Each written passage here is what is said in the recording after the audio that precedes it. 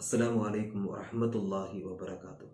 എൻ്റെ പ്രിയമുള്ളവരെ, നമ്മുടെ ജനാധിപത്യ രാജ്യമായ ഇന്ത്യ എന്തുകൊണ്ടും വളരെയധികം സുന്ദരമാണ് എന്ന് നമുക്കറിയാം.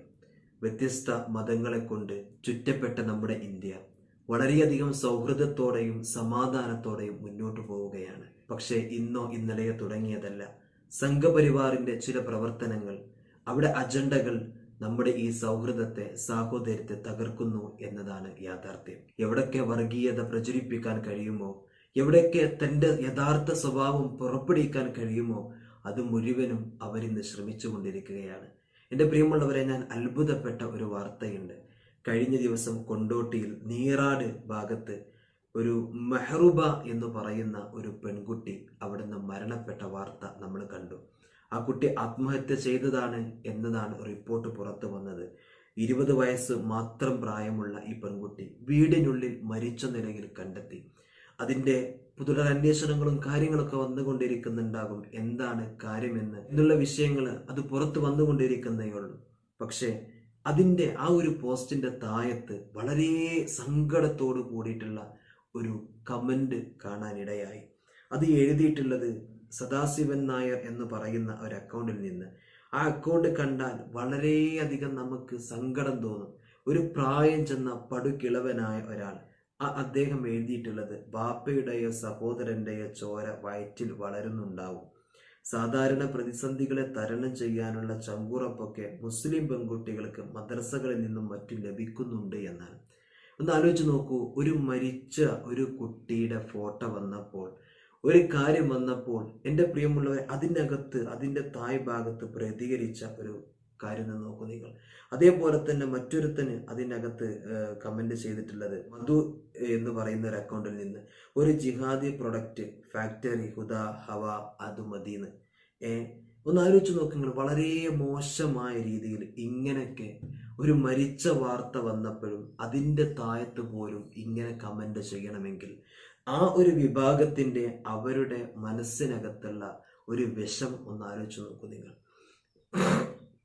അല്ലാഹുവിന്റെ ഹബീബ് സല്ലല്ലാഹു അലൈഹി വസല്ലമ തങ്ങളും സ്വഹാബത്തും ഒരിക്കലിരിക്കുമ്പോൾ ഒരു ജൂതന്റെ മയ്യത്ത് അതിനരികിലൂടെ പോകുന്നത് കണ്ടു. മുത്തുനബി സല്ലല്ലാഹു അലൈഹി വസല്ലമ തങ്ങൾ എണീറ്റിരിക്കുകയാണ് ചെയ്തത്, അല്ലെ? മുത്തുനബി സല്ലല്ലാഹു അലൈഹി വസല്ലമ തങ്ങളോട് സ്വഹാബത്ത് ചോദിച്ചല്ലോ, നബിയെ, അതൊരു ജൂതന്റെ മയ്യത്തല്ലെന്ന് ചോദിച്ചപ്പോ റസൂലുള്ളാഹി സ്വല്ലല്ലാഹു അലൈഹി വസല്ലമ തങ്ങൾ പറഞ്ഞത്, അല്ലെ, അത് മനുഷ്യനാണെന്നാണ്, അതൊരു മയ്യത്താണ്, അല്ലെ, മനുഷ്യനാണ് എന്ന്. ആ മനുഷ്യന്റെ പരിഗണന, നമ്മൾ മതം നോക്കണ്ട, ജാതി നോക്കണ്ട, ഒന്നും നോക്കണ്ട, അല്ലെ, ഒരു മനുഷ്യൻ എന്നൊരു പരിഗണനയെങ്കിലും എൻ്റെ പ്രിയമുള്ളവരെ കൊടുത്തുകൂടെ, അല്ലെ? ഇതൊക്കെ ഹിന്ദുത്വത്തിന്റെ പേരും പറഞ്ഞിട്ടാണ് ഈ ആളുകളൊക്കെ അത് ചെയ്തുകൊണ്ടിരിക്കുന്നത്.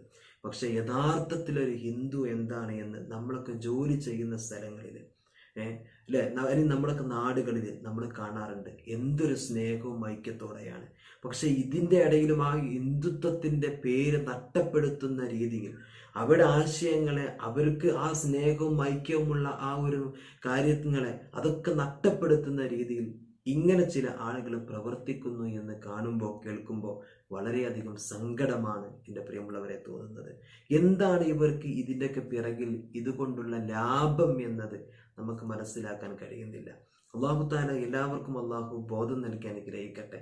ഇതുകൊണ്ട് നല്ല രീതിയിൽ കുടുംബത്തോടും അയൽവാസികളോടും നല്ല നിലയിൽ നിൽക്കുന്ന ഹിന്ദുക്കളെ വരെ മാനം കെടുത്തുന്ന, നാണം കെടുത്തുന്ന രീതിയിലാണ് ഹിന്ദുത്വത്തിന്റെ പേരും പറഞ്ഞ് ചില ആളുകൾ പ്രവർത്തനം നടത്തുന്നത്. നമ്മുടെ നാടിന്റെ ഐക്യവും നാടിന്റെ സമാധാനവുമാണ് ഇതിലൂടെ നഷ്ടപ്പെടുന്നത് എന്ന് നമ്മൾ മനസ്സിലാക്കണം.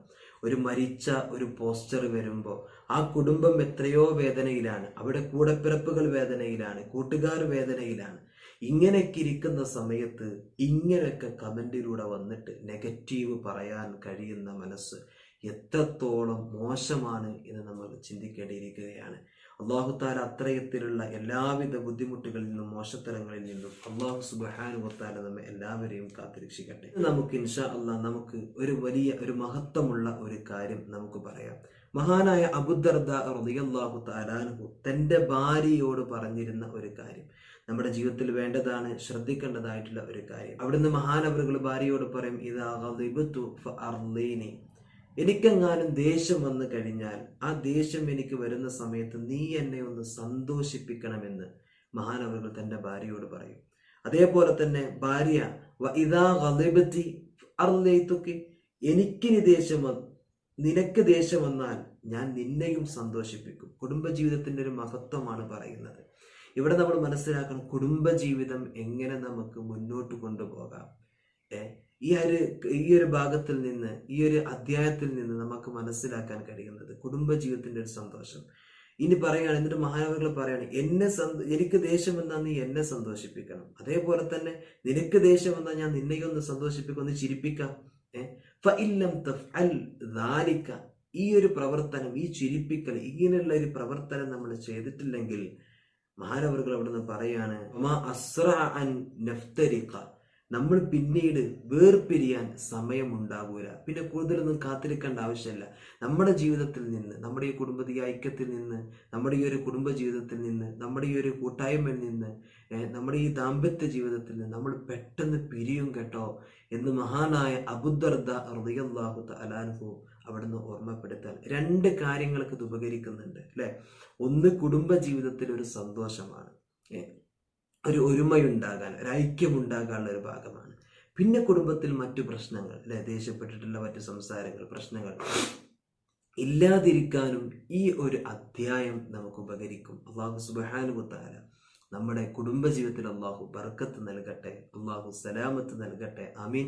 അസ്സലാമു അലൈക്കും വറഹ്മത്തുള്ളാഹി വബറകാതുഹു.